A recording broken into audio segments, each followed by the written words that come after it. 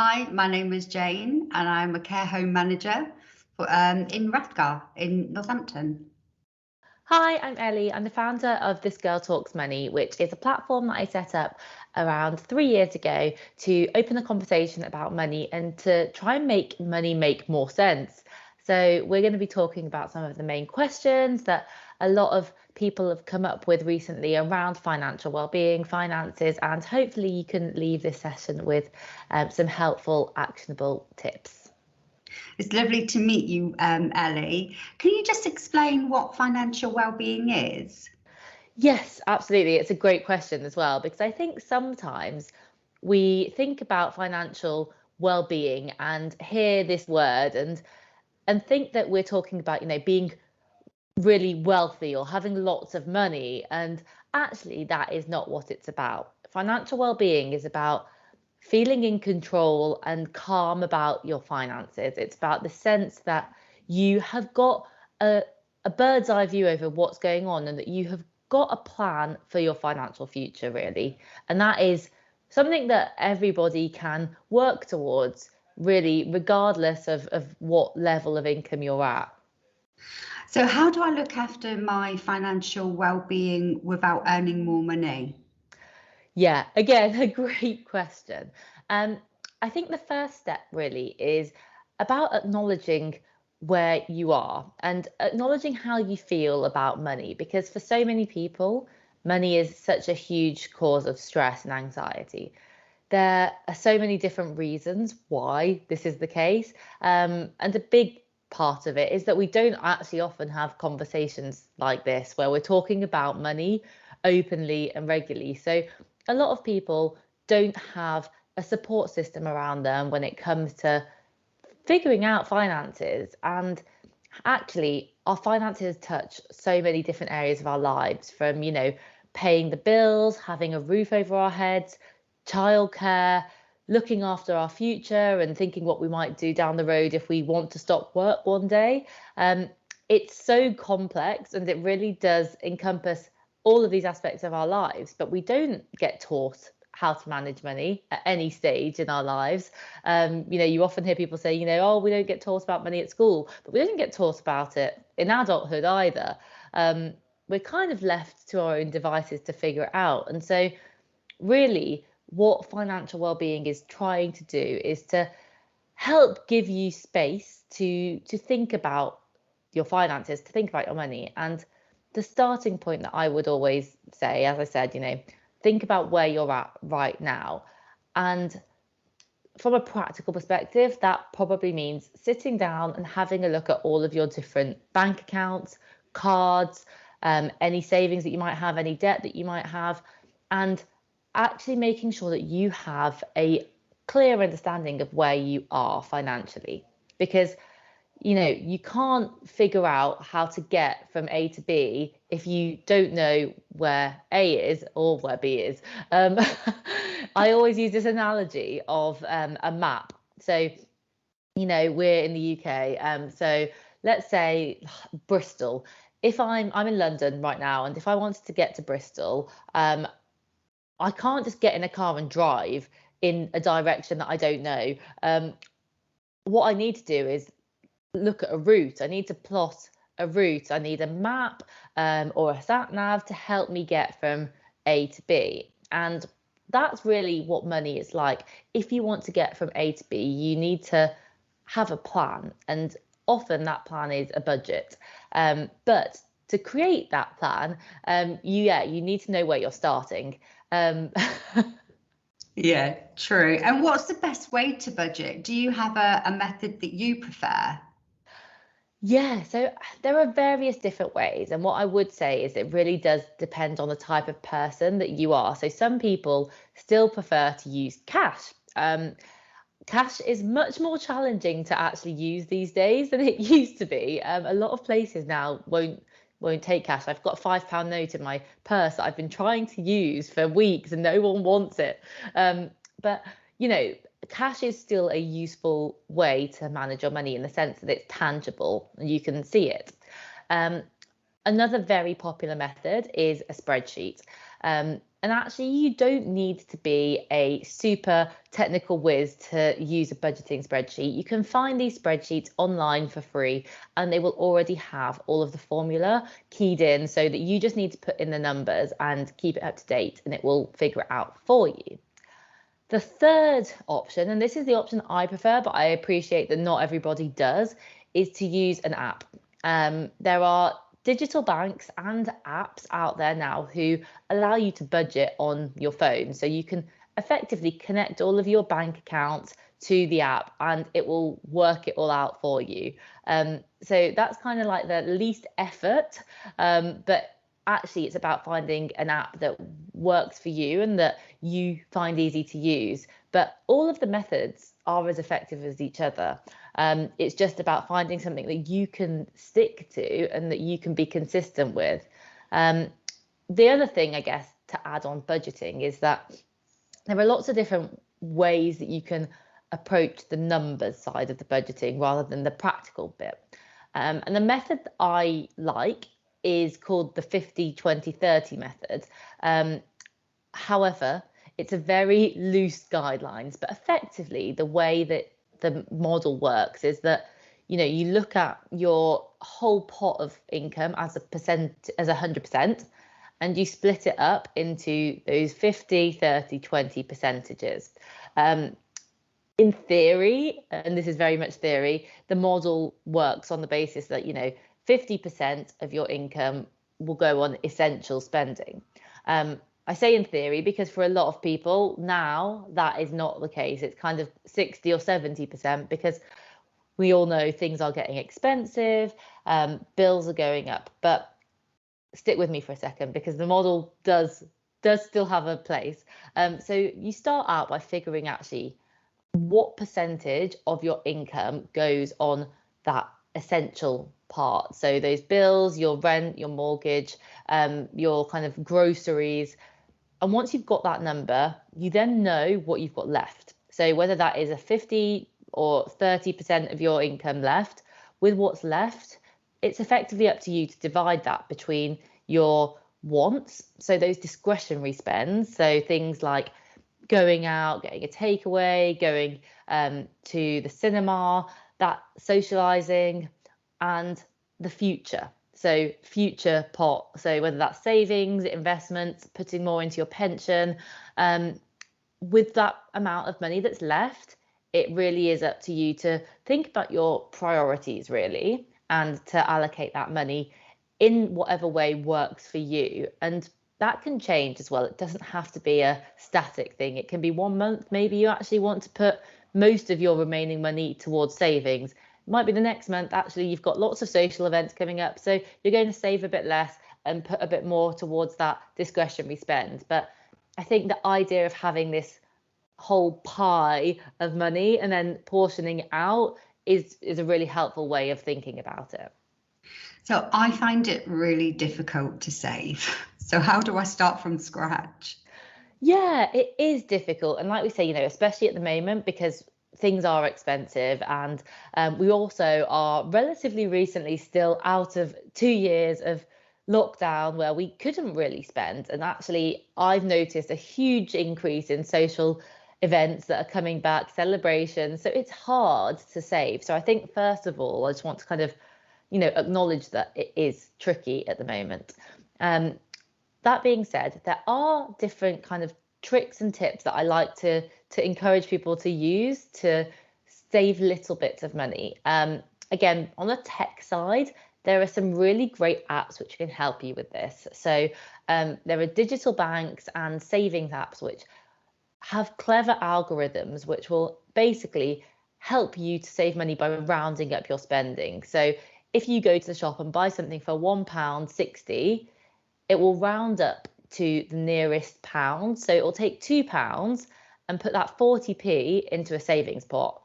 So yeah, it's really, really handy. And actually, the amount that you can save through using these apps quite quickly is quite impressive because it takes the thought out of it.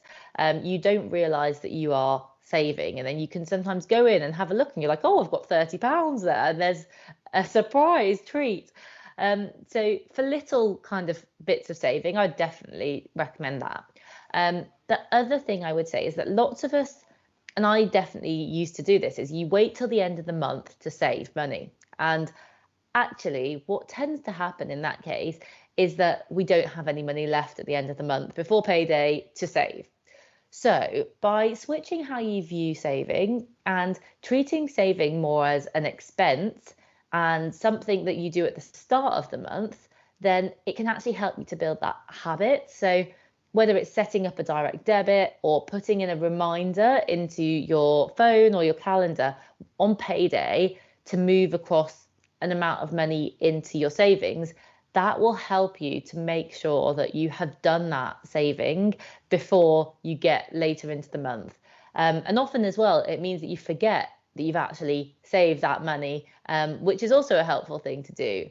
The key really to making it sustainable is making sure that you pick an amount that you can save that you then don't need to dip into. So it needs to be a realistic amount rather than being too ambitious, where you then find yourself thinking, oh gosh, I've run out, I need to go and pull out that money again. So before you kind of get into that routine, think about what is realistic, whether it's £20, whether it's £50, whether it's a bit more. Find that point that works for you where you can commit to it. So are there any easy ways to save money each month? Yeah, definitely. There are. And again, I think people sometimes think, oh, well, that's not really saving money. But actually, a lot of the time, the little things are what really adds up. So the first thing that I would say is look for those everyday swaps that you can make, which don't have an impact on your life in terms of they don't change the quality of your life, because actually I think that's where it starts to get tricky, is when we commit to habits which mean that we have to change our behavior. So looking for ways that we can save money without having to change our behavior dramatically is going to be key. And the obvious starting point is always the supermarket. So regardless of which supermarket you go to, there tend to be habits that we all have where we will go to certain brands to buy certain products. And that is, that's testament to the power of the brand. That's what they do, is build loyalty. But for all of us, there are certain items where it's less important and certain items where it is important. So for me, the one where I always will buy the brand is mayonnaise. I am a hardcore like mayonnaise brand fan. I've tried swapping, it doesn't work for me. For my mum, it's baked beans. She always will have the very well-known brand of baked beans. But there are plenty of products where it doesn't actually make a difference. So have a look at your shopping and look at where you are gravitating towards those more expensive brand names, and actually just question whether you're doing it out of habit or because you actually enjoy that quality of the product or the taste. A big one that I now tend to do is when it comes to household products. So things like washing up liquid or dishwasher tablets. I now am quite aware of the fact that I used to gravitate towards brands, whereas now actually I opt for the own brand item. And you can actually save quite a lot of money, especially when you add up over the weeks and months of a year. Another thing is just around the house. We're all dealing with energy bills going up at the moment. And although it's not a magic fix, there are things that we can do. So things like, reducing the amount of washes that you do, if you can do, with your washing machine, turning down the temperature.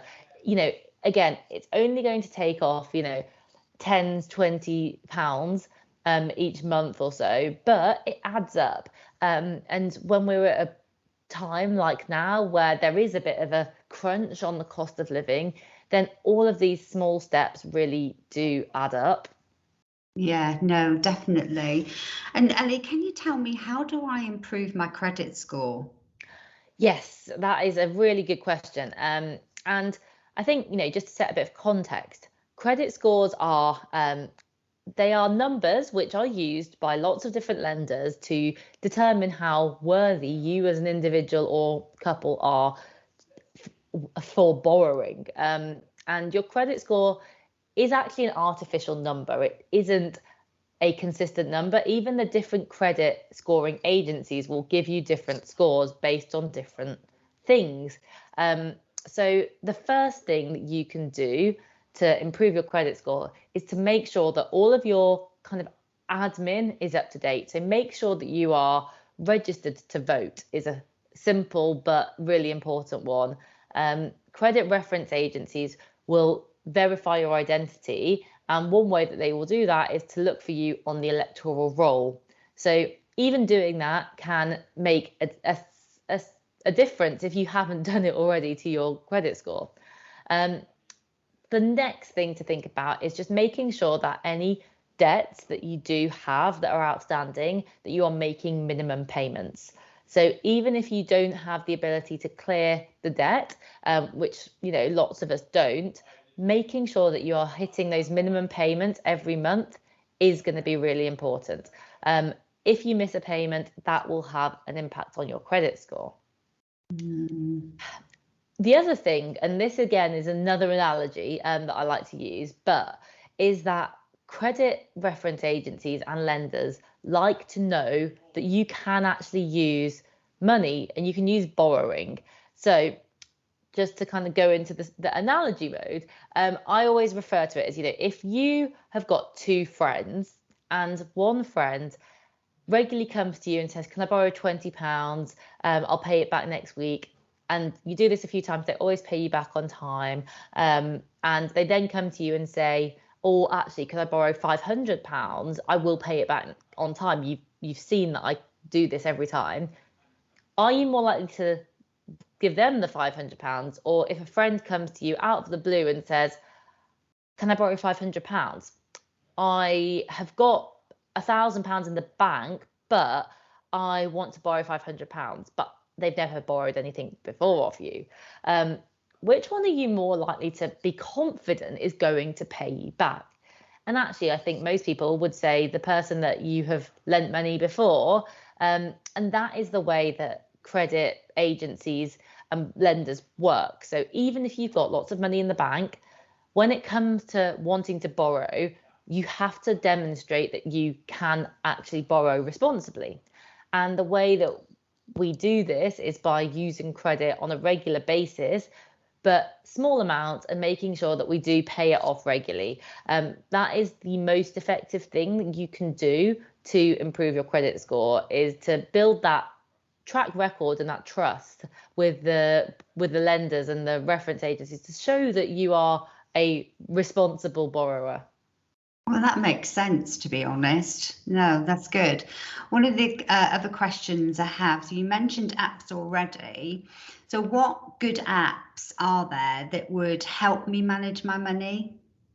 Yes, so there are various different categories, so I'll run through a few different ones. If you are the type of person that wants to actually try and centralize as much of your money management as possible in one place, then the digital banks are the best place to do that. So when I say the digital banks, I typically am talking about Monzo and Starling. They are both relatively new in the landscape of banking, but what is really important to understand is that they are as reliable and regulated as your high street banks, so your Barclays, HSBC, Nationwide. And what I mean by that is that all of them, whether it's a Monzo or a HSBC, they have to, by law, protect your money in the same way. So regardless of what happens to the bank, if a bank collapses, then your money will be protected, each individual up to £85,000. And that is the same whether you're with a high street bank that's existed for hundreds of years or with one of these newer banks which has existed for less than 20 years. And I think I wanted to make that point because I think a lot of people still are a bit wary of the newer banks and worry that they are less secure, less safe, and that isn't the case. So those two banks operate in exactly the same way that your normal bank, other than they have a lot more features on the app at your fingertips to help you to manage your money in app. So they have the ability to create your budget within the single bank account, which can be really effective for a lot of people. What they don't have is a physical branch, but as we're seeing increasingly, the physical branches are disappearing across the country anyway. So it's really about what experience makes banking easiest for you. Okay. On the other side, if you don't want to change bank and you actually want to stay with your bank, but you want to have a central place to see everything that's going on, there are a few different apps that do that as well. So one is called Money Dashboard, which plugs into all of your bank accounts through something called open banking. And so it pulls all your data and compiles it in one place so you can see what is going on in all of your different accounts.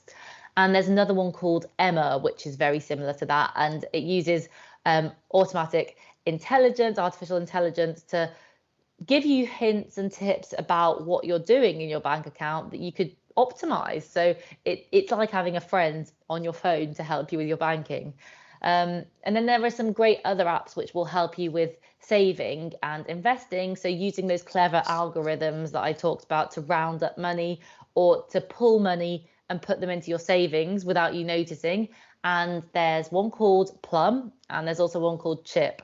So those are really handy tools which will help you to just get started with those small amounts of money going into savings or investments.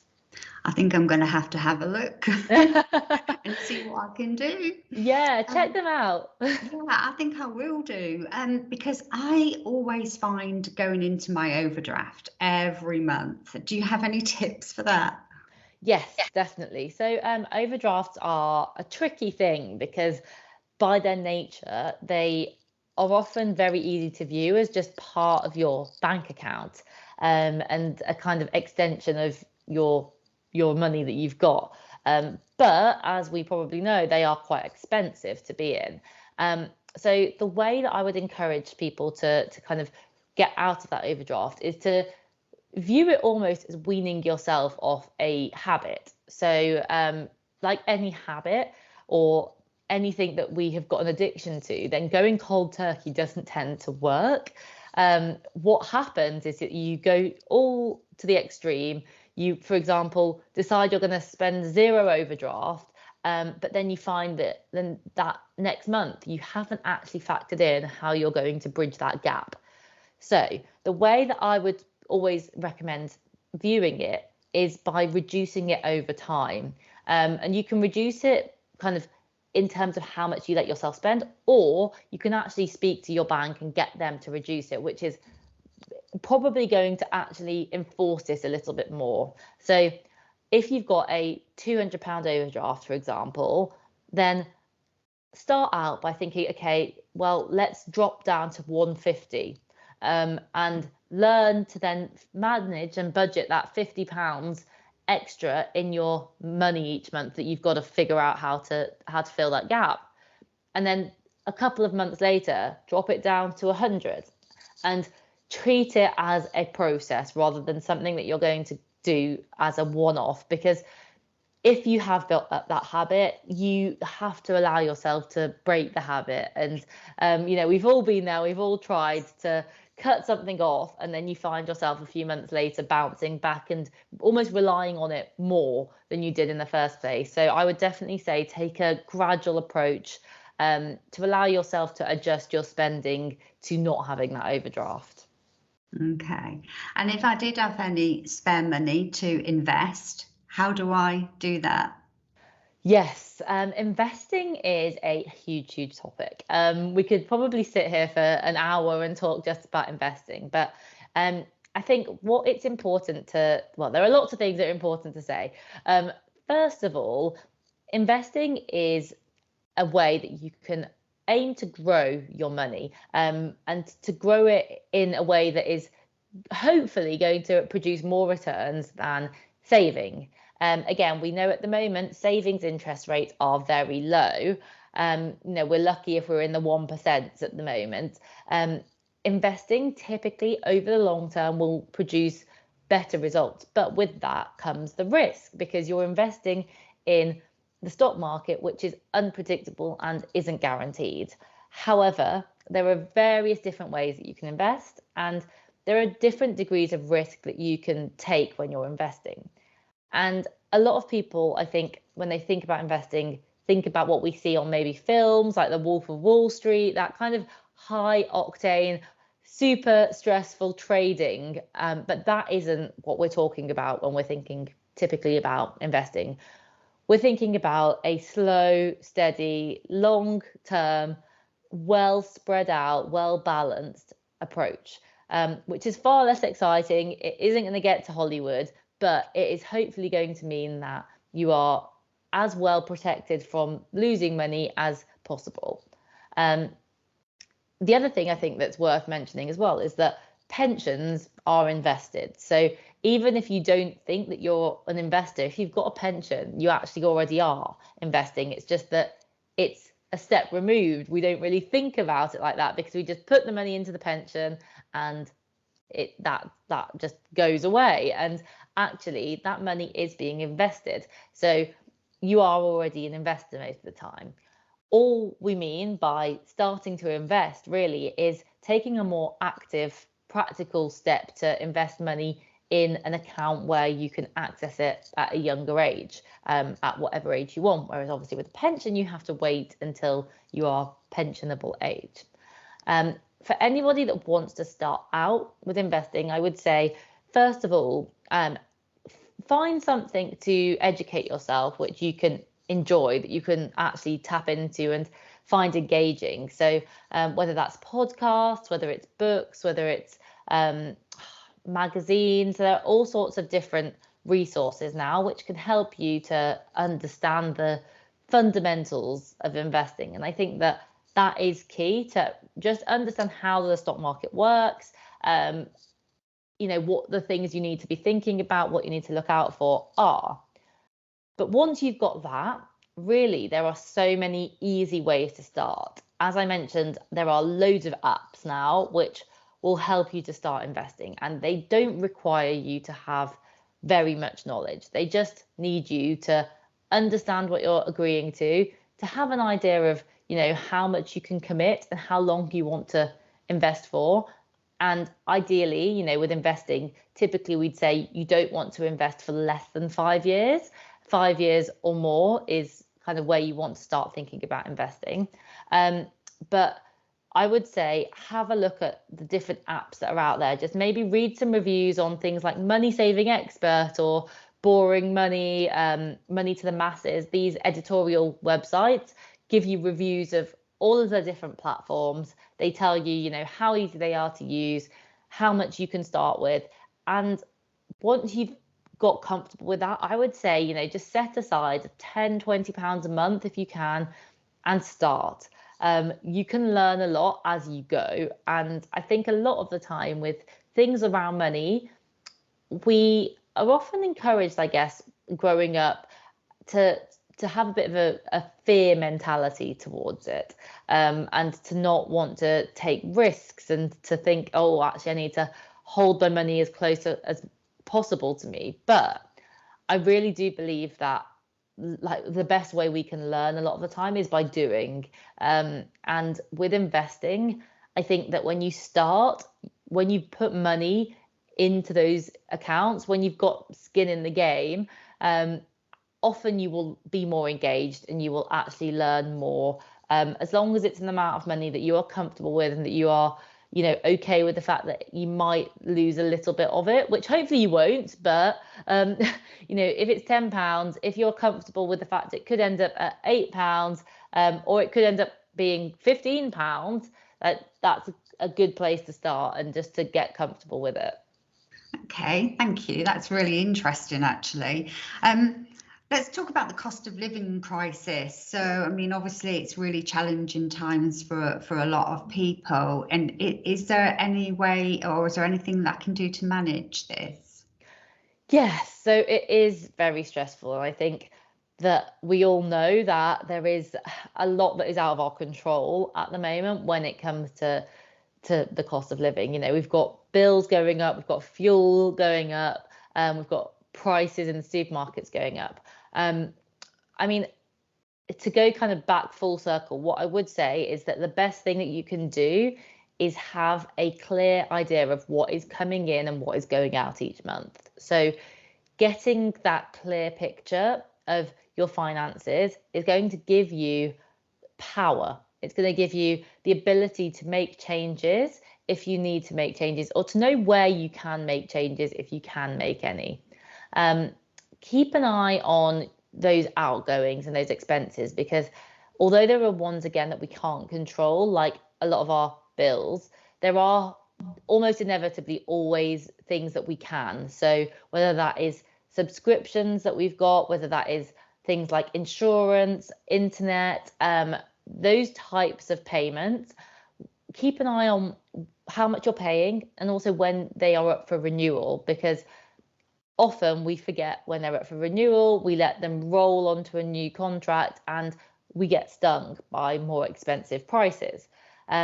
By just going through your calendar and making a note of when all of those services are up for renewal, even if you're not planning on cancelling them, have a conversation with the providers, because phone networks, internet networks, TV networks, they all have the ability and discretion and the desire to retain you. And often if you speak to them and you say, I'm considering leaving, they will look at what they can do and come up with a better deal than often the one that you're already on. So you can save a big amount of money.